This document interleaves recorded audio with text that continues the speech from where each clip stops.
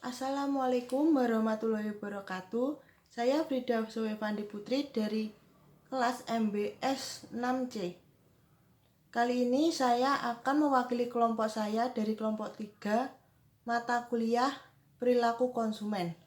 Materi yang akan saya presentasikan yaitu tentang sumber daya penting dalam proses konsumen dan perlunya pemasar mengetahui pengetahuan konsumen. Yang pembahasannya yang pertama, sumber daya ekonomi. Sumber daya ekonomi merupakan salah satu bentuk dari sumber daya konsumen yang terdiri dari satu, sumber daya alam. Sumber daya alam berasal dari alam yang berupa tanah, air, angin, cahaya, matahari, udara, dan sebagainya.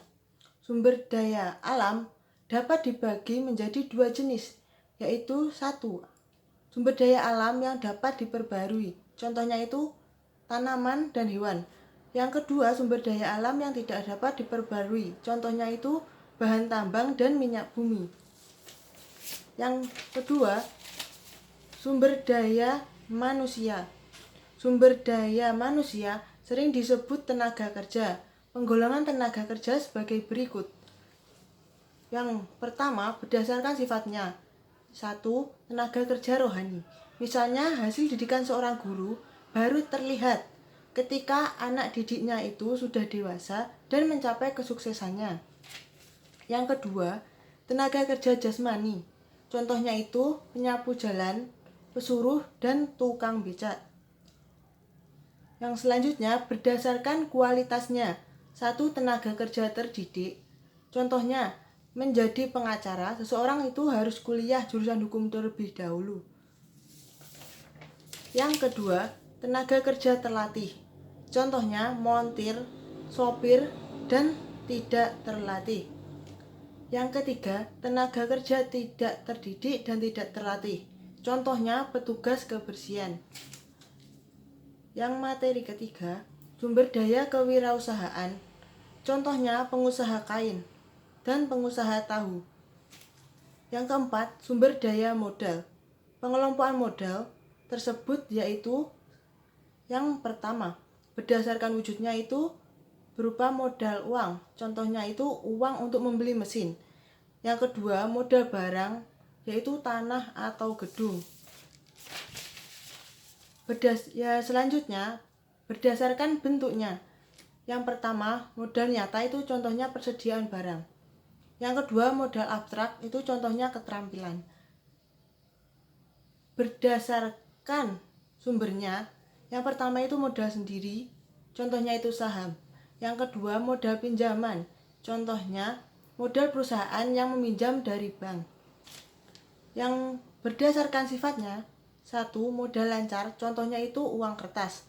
Yang kedua, modal tetap itu contohnya mesin dan gedung. Kalau yang berdasarkan subjek, yang pertama itu modal perorangan, yaitu berupa bangunan milik pribadi. Yang kedua, modal masyarakat, yaitu sarana dan prasarana umum. Yang bab kedua, sumber daya sementara. Sumber daya sementara adalah sumber daya yang bisa menghemat waktu. Keinginan manusia ingin membeli barang dan jasa yang tujuannya menghemat waktu yang ada.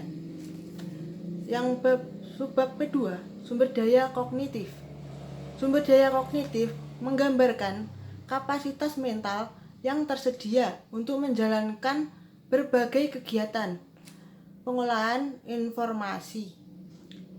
Materi yang keempat, kandungan pengetahuan. Kajian Meike mendefinisikan kandungan pengetahuan sebagai jumlah keupayaan sumber tenaga, manusia, aset, dan pengalaman kepemimpinan.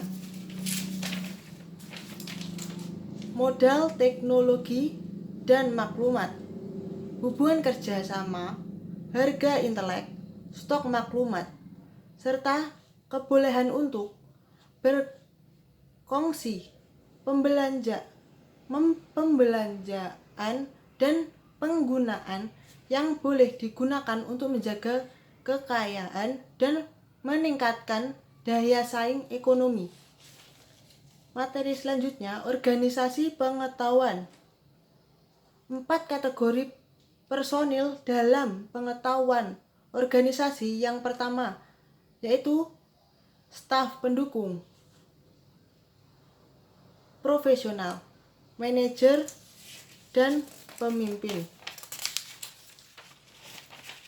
Yang materi terakhir, yaitu mengukur pengetahuan.